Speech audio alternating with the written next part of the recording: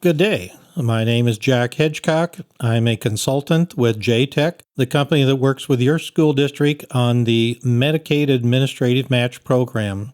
The purpose of this training today is to provide you with the information needed to properly fill out the time study sheet. We want to make sure that this is done properly so that it passes the inspection from DSHS and any possible audits in the future. We want to make sure everything's done nice and clean. We also want to make sure that you understand the activities that you're doing so that you can properly record those and get the money back for the district for the time that you are spending on this.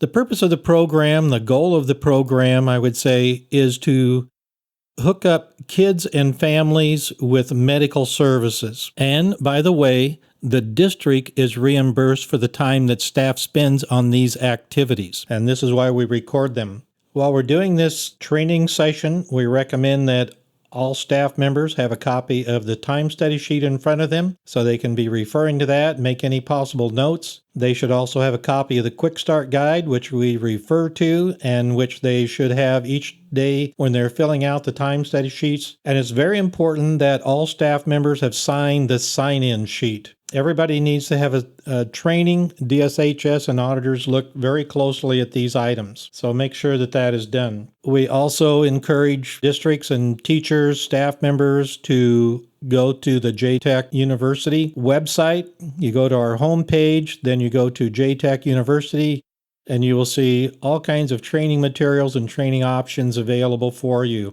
as well as being able to download your sign-in sheets, the Quick Start Guide, and anything else you might need. Okay, moving on to the time study sheet itself, there are a couple of things that you need to be aware of and keep in mind. All time study sheets should be filled out in ink, no pencils. Auditors don't like pencils. If you make a mistake, do not use whiteout. Again, auditors do not like whiteout. That's just not acceptable. If you make a mistake, which is pretty common, just cross it out and put your initial there, and that's fine. Time study sheets are not judged on neatness. They just have to be complete and done properly. When you look at the time study sheet, you're going to put tick marks. We'll be talking about the tick marks on the activities. An activity must last at least 7.5 minutes to qualify for the tick mark, and you're going to put your time in the far right-hand column in numerical form. So each 15-minute tick mark equals 0.25 minutes. Alrighty, now looking at the time study sheet again, you'll notice that it's pretty well filled out for you with your name, your school, your district, and that information. In the top right-hand column, make sure that the time study day is the proper one. No matter what day you fill this out, you might fill this out on the day after or 2 days later, you must put in the date of the time study sheet of the time study that it is done. You will need to sign your signature and the date. Again, this must be done in ink, and this must be done within 5 days of the time study sheet itself. When it comes to the supervisor's signature, the supervisor's signature must be done in colored ink. Blue is the preferred color and dated within 5 days of the time study.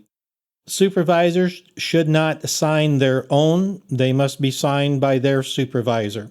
Again, within 5 days of the time study. So we've gone through the top part of the time study sheet. Let's move down to the bottom of the time study sheet. Look at those two little lines down at the bottom where it says total paid time this day and total time tracked this day. This is your contracted time, and both of these blanks should be the same amount of time. Certificated staff, you're normally talking about 7 hours, 7.25, 7.5 hours, your contracted time. Districts who have different times, such as 7.15 or 7.2, we have a couple of those districts. Your time should be put down as 7.25 because DSHS only figures in quarter-hour increments. So let's make sure that both of those times in both of those blanks are the same. Classified staff, whatever your hours are. Some of you work 4 hours, some work 6, some work 5.5, 8 hours, whatever. Make sure that you know your contracted time, and that's what you're going to put in those two blanks. At this time, we're going to move up kind of toward the top middle to the Code 10 section. I cover the time study sheet this way because I try to cover things that are going to be consistent pretty much each time study day. And then we'll be moving on to the other sections. Now, this is for everybody, paid or unpaid lunches. If you are out of the building for a personal leave reason, meaning that you're paid for that time, for illness, doctor's appointment, dentist appointment, anything that you're out of the building for paid personal leave time, you would put the tick marks for each 15 minutes that you're gone and transfer that time in the far right-hand column. Code 10, system support or personal time. For districts who have unpaid lunch, you are only going to have a tick mark there. Let's say if you are a elementary school with recesses, each recess, even though one may be tied to a lunch, which is pretty common, you're not being paid for that lunchtime, so that recess is counting as a break. So let's say that you have 2 recesses. You would put down 2 tick marks, 1 tick mark for each recess, and you would put a tick mark for filling out the time study sheet and reviewing the quick start guide. So you would have a minimum of 3 tick marks, which would translate to 0.75 in the far right-hand column. Again, if you are out of the building doing any type of training, then you would put your time down in Code 10 under that time. If you ever happen to have a staff meeting on a time study day, all staff members, you would put that time down in addition to your other time in the Code 10.